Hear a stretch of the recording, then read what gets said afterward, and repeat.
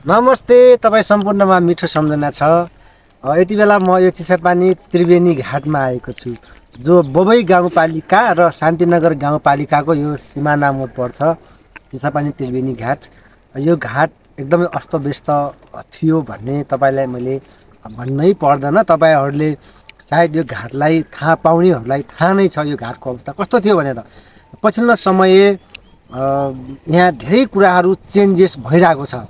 तपाईँ सम्पूर्ण सहयोगी मनहरूले धेरै सहयोग गर्नुभएको छ। हामी एउटा यहाँको सहजीकरण गर्ने मात्रै हौँ, गरेका छौँ। विशेष धन्यवाद तपाईँ अहिलेसम्म सहयोग गर्ने सम्पूर्ण सहयोगी मनलाई म धेरै धेरै धन्यवाद दिन चाहन्छु। मेरो पछाडि देख्न सक्नुहुन्छ गेटको काम सकिसकेको छ र माथितिर पनि अर्को गेट हामी भोलि जोइन गर्दैछौँ। र यो साइडमा टोयलेट र बाथरुम छ यहाँनिर, यसो पनि काम लगभग सकिसकेको छ। थोरै काम अझै पनि बाँकी छ र भित्र सरसफाइबाट लिएर पुरानो संरचना थियो बस्नको लागि प्रतीक्षालय, त्यो प्रतीक्षालयको पनि हामी रङरोगन गरिराखेका छौँ, किनकि त्यो खैले एकदमै खाइरहेको थियो। र नयाँ प्रतीक्षालय पछाडि छ, जो शान्तिनगर 2 का समाजसेवी हुनुहुन्छ दुर्गा खड्गा, उहाँले आफ्नो आमा बुवाको सम्झनामा बनाउनु भएको थियो। त्यसै गरी यो टोयलेट बाथरुम पनि एकजना समाजसेवीले बनाउनु भएको छ। त्यो माथिको गेट पनि उहाँकै छ।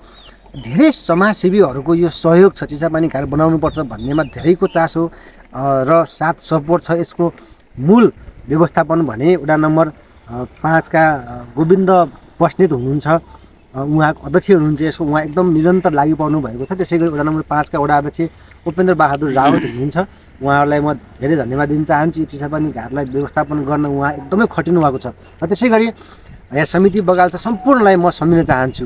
र मैले यहाँ गर्नुपर्ने धेरै काम छ। राति लाइट त कतिपय लाग्न सक्छ, गेट किन यति राम्रो यो एकदम स्ट्यान्डर्ड गेट किन बनाएको होला भन्ने पनि कुरा लाग्न सक्छ तपाईँहरूलाई। वास्तवमा के छ भने पछिल्लो समयमा मलामी आउँदै गर्दा जताभावी वनहरू काट्ने भइरहेको छ।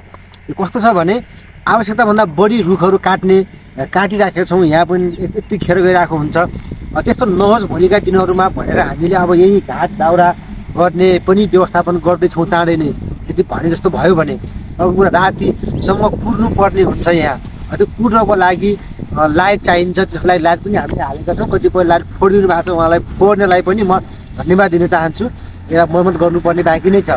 र टोयलेट यहाँ आउँदाखेरि पुरै एरिया जनसङ्ख्याको एरिया हो, आसपासमा दिसा पिसा गर्न जानुपर्ने समस्या थियो। महिला दिदीबहिनीहरू पनि पछिल्लो समयमा घाटमा आउने चलन छ। त्यसलाई पनि हामीले त्यो समस्यालाई हल गर्नुपर्छ भन्दै यति बेला टोयलेट निर्माण भइसकेको छ, यसको काम बाँकी छ। र सबैभन्दा ठुलो कुरा भनेको आर्थिक समस्या हो। निरन्तर धेरैले सहयोग गर्नुभएको छ। आफ्नो जन्मदिनको अवसरमा हुनसक्छ, स्वर्गीय बुवामा जसको पनि सम्झनामा धेरैले सहयोग गर्नुभएको छ। र मैले अहिलेसम्म मेरो व्यक्तिगतको लागि केही पनि मागेको जस्तो मलाई लाग्दैन। मैले यो घाटको लागि भने माग्दैछु, प्लिज जहाँदेखि भिडियो हेर्दै हुनुहुन्छ आफै सबैको सहयोग गरिदिनु होला। कसले कति सहयोग गर्नुभयो, कहाँ काम लाग्यो भनेर हामीले त्यो पारदर्शिता गर्ने नै छौँ, भइराखेका पनि छौँ। र तपाईँहरूले दिएको सहयोग हामीले त्यहाँ शिलालेख लेख्ने पनि छ, सम्पूर्ण टिम छ, समिति बगाल छ।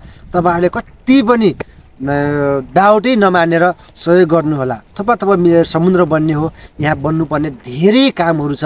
यो एउटा व्यक्तिको मात्र होइन, मेरो मात्र होइन, तपाईँको मात्र होइन, हामी सबैको हो।